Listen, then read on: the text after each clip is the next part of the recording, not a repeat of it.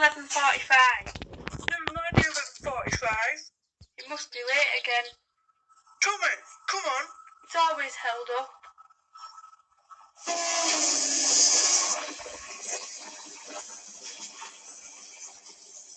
To a station and whistle to the kids on the platform. Beep, beep, whistled Edward. Thank you very much.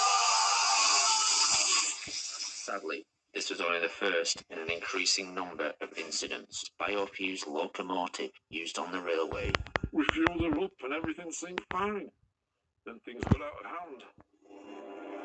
The diesel began to burn her internal organs. Everything organic in the engine was soon burning. Have you ever heard a locomotive scream in pain? We tried rinsing out the fuel tank with water, but by then it was too late. Mavis's body would be kept under lock and key indefinitely. In an unexpected U-turn, Sir Topham Hatt would ban fueled engines from being used on the island. Engines being displayed to tourists during the off-season. Many of these engines were failed biofusion experiments and were too ill to work or were already dead. They had to put a stop to that, though.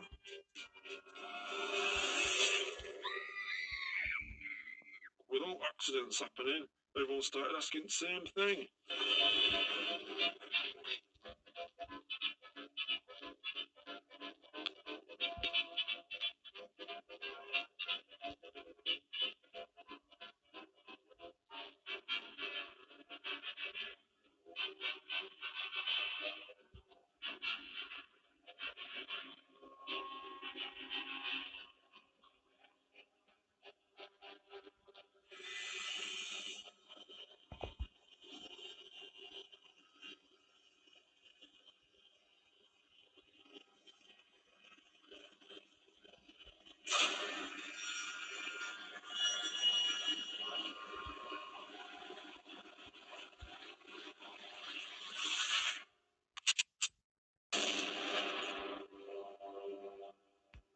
Professor Wilhelm Cotter.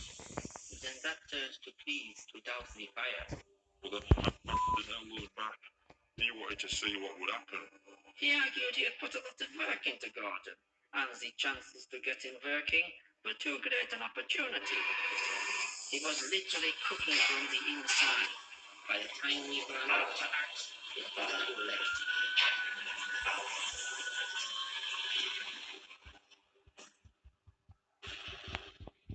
I wasn't as near to him as some of them. I thought the risk was worth it. Fueling Harold was a nervous experience. Would he have the same reaction Mavis had?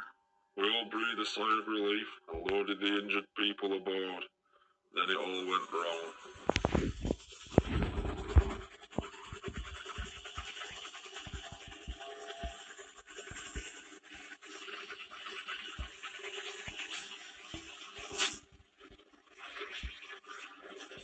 Harold's engine had worked fine, but what no one realized was most of Harold's lower extremities were permanently fused to his propeller system, material, as well as engine parts.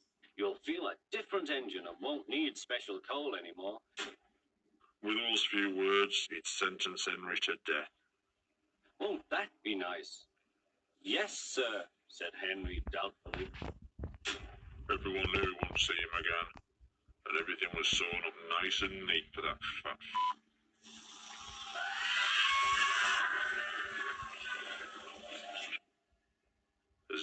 Why had the first biofusion operation worked so well, but nearly every operation since had failed?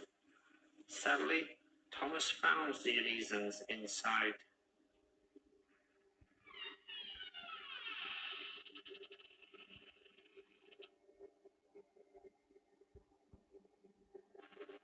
Thomas had never been the first operation.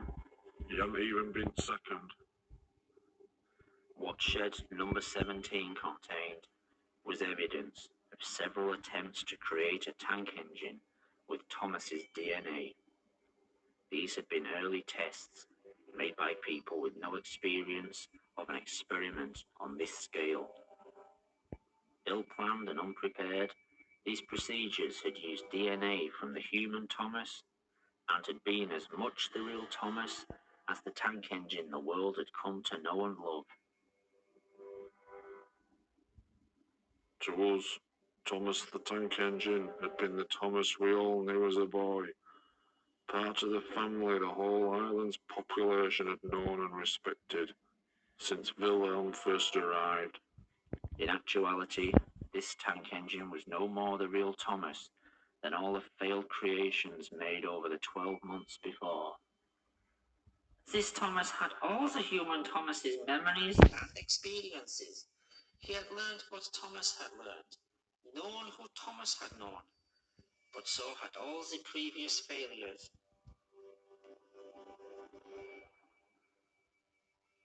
Wilhelm and Hans Goetze had to learn through trial and error how to bring their Thomas back from the dead.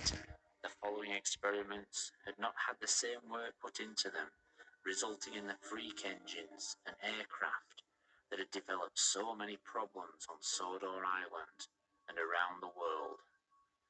In Shed 17, Thomas wouldn't discover who he was, but in fact, who he wasn't.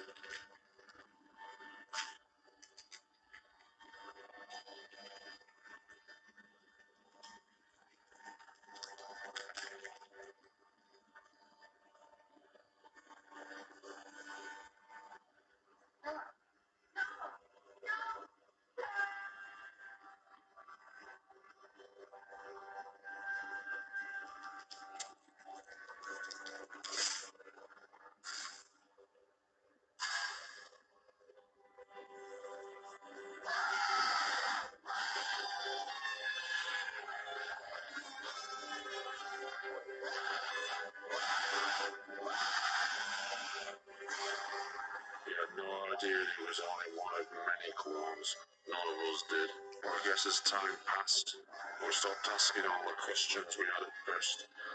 We were just glad our friend was back with us. He could work for us. He became our servant in a way. Someone who drew in the crowds, helped create jobs, was eager to work. Thomas always thought of us as his friends. Sadly, over time we came to think of him as just really useful.